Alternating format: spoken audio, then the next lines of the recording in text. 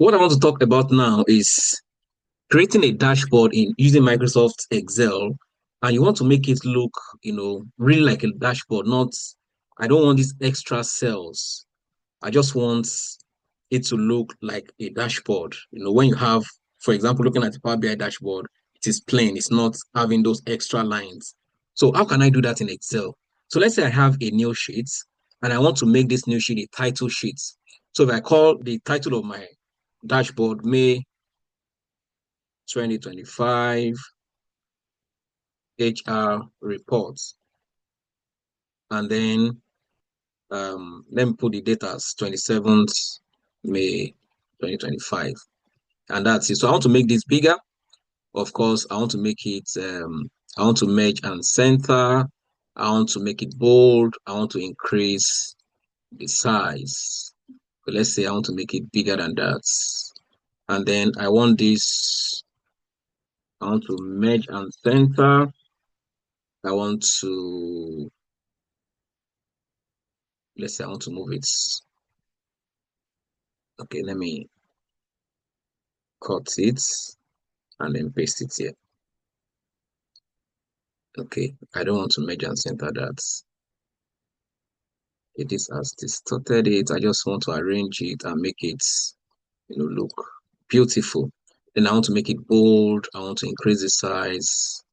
And then I want to make this, the background color to be like this. And then I want to make this one to be something created by Gbenga.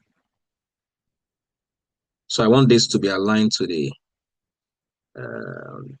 right. I want to increase it. So this is my dashboard. So I want every other cell to be hidden so that when I'm scrolling, I'm not scrolling to the other cells, as you can see on my screen. I don't want to be able to scroll to the other cells, or I don't want to be able to scroll up and be seeing empty cells. So what can I do? So I click on this last column. On my keyboard, I use a shift and a control, and then the right arrow key. That's a shift. You press the shift button down, press the control button down, press the right arrow button down. So it takes you to the last column in Excel, and the last column is XFD. So after getting there, you can now right click and then hide it. So that means if I'm coming from the first one, I cannot scroll to the next, to the other cells. I want it to be the size of my screen. So let's say instead of this, I want it to be, let's say I want it to be up to this point. So I merge and center. Then I want this, I don't want to merge and center. I want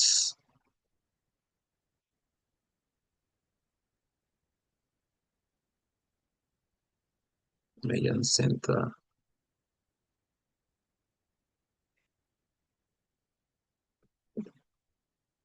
Right.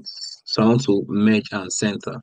Then this, I want to cut this and put at the center, Control V. Then I want to merge and center this, right? Then created by, I want to cut it and put it, let's say, to the left of the screen. Just what works for you. Then you can merge and center it as well. And that's it. So I don't want to be able to scroll to the last part. So what do I do? Come to the last column, then shift, control, right arrow, right click and hide, right? And then that means if by the time I scroll it, I can see the entire screen as a sheet, as one page. I am not scrolling beyond that. And then the same thing, I can come to the last row here, highlight it, then control shift down arrow, then right click and then hide. So all I can see is just, just that one page. And of course, I can still go to the view, and then I don't want to see the grid line at all. I just want it plain. Then I can untick the grid line, and then it looks like that. So if you don't want that, you can still format it the way you want it. Let's say I want to remove the fill color, I can just move it anyhow, anywhere I want it. Then it looks like, okay, let's say if I want a border around this, I can also still put a border around it.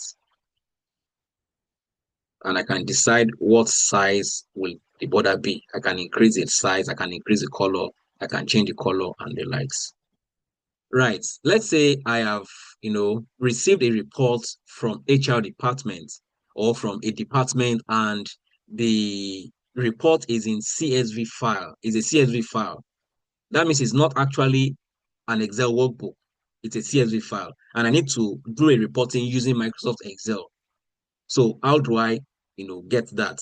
If you go to your file itself and you open the file and it is CSV file, so I've double clicked on it, it has opened like this, but I don't want to work like this. I want it to look better. So I open my blank file, I go to data, I go to get data, then I can save from text/CSV. I click on that, and then it's opening up. Then I have, here is it. It is Microsoft Excel, separated values file. So it is not actually a workbook. So if I click on it and I click import,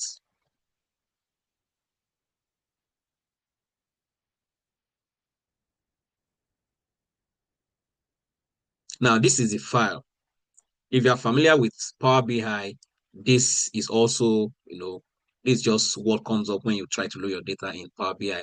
So you can load the Power Query and then you can also still transform the data. That means you can also still format the data before actually loading it. Now, this is the preview. You can scroll to see what is there, right? And then you can click either load or you can transform the data. If you click transform data, you have the opportunity to actually modify the data, format it before you now load it into Excel. Coming up, taking a while. Now, this is the file I've tried to open. So just like Power BI, if you're familiar with Power BI, this looks exactly like Power BI because it is the same Power Query editor. So the Power Query editor in Excel is the same thing we have in Power BI. So if you're familiar with Excel, it will be easy for you to transition into Power BI. So what can you do here? The same thing you can do in Power BI. You can actually filter out some. So that means if you have blanks, if you have anyone that is blank, or you are sure that, let's say this first one, Abigail 03, is yet to complete her payment, you can exclude her from that data and you click OK. And then it removes her or remove that particular row or rows from the data. You can also change the format. That means if it's not in a date format, you can change the format of the data of the row here. You can change it to decimal, whole number, percentage, dates, time, whatever it is, you can change it to it. Then you can choose the payment method. You can choose, just anything. Just anything. Just make sure you format it to the way you want it. For example, you want to exclude some customer IDs. Let's say I'm sure that the 1310 and 1910, they are not to be included in this report. I just click OK. So after modifying it, you have edited it, you can now close and load. So if I click close and load, it's going to, apply those formatting to my data and then convert it to a table. So this looks better than opening it directly. So if you have a CSV file, I will say don't open like this. Rather, go and get your data, transform the data, and then it will convert it to a table for you. And then you can now start your analysis. So that means the formatting, the cleaning, and everything, you can do it in the Power Query editor even before you load your data into Microsoft Excel.